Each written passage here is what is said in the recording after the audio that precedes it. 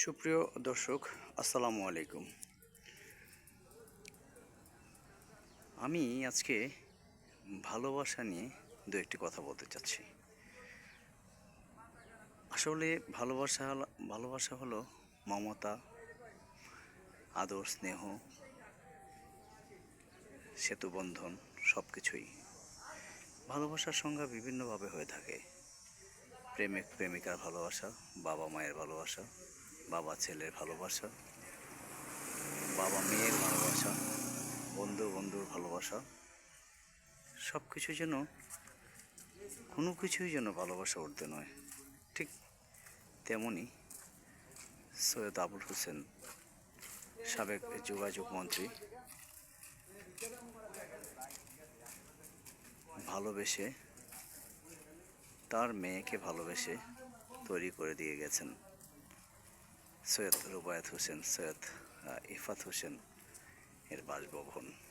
আসলে সম্রাট শাহজাহান যেরকম ভালোবেসে তার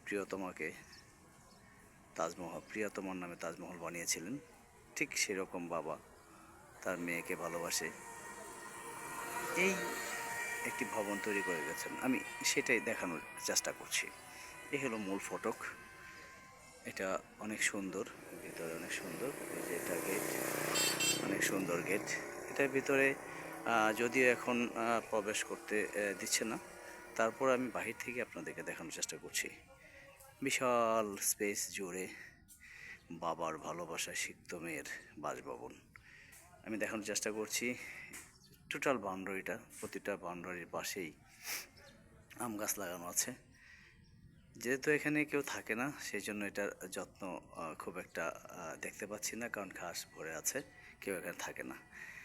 তারপরেও যে ভালোবাসা থেকে বাবা মেয়েকে এত সুন্দর বাড়ি করে দিয়ে গেছে, সেটা বাবা মেয়ের ভালোবাসার একটা নিদর্শন।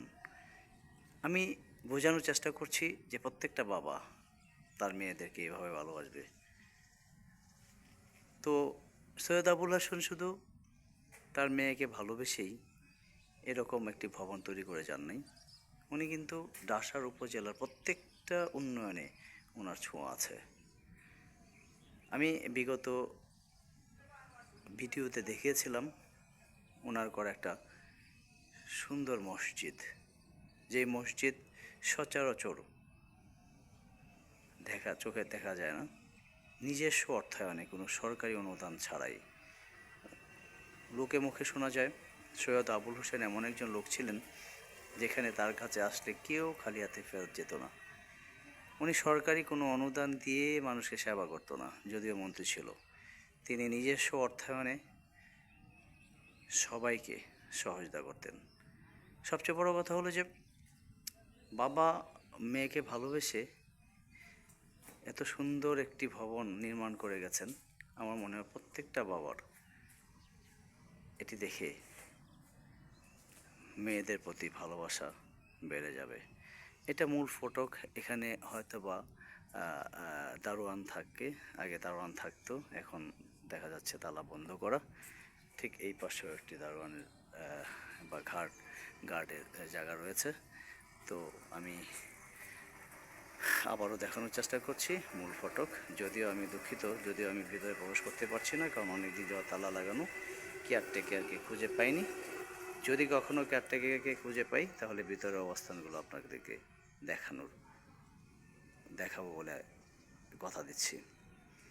তো ভালোবাসা নিদর্শন সারা জীবন থাক বাবা মেয়ের প্রতি, মেয়ের প্রতি বাবার, বাবার প্রতি মেয়ের, প্রেমিকার প্রতি প্রেমিকের, ভাইয়ের প্রতি ভাইয়ের, বন্ধুর প্রতি বন্ধুর। ধন্যবাদ সবাইকে। আসসালামু আলাইকুম।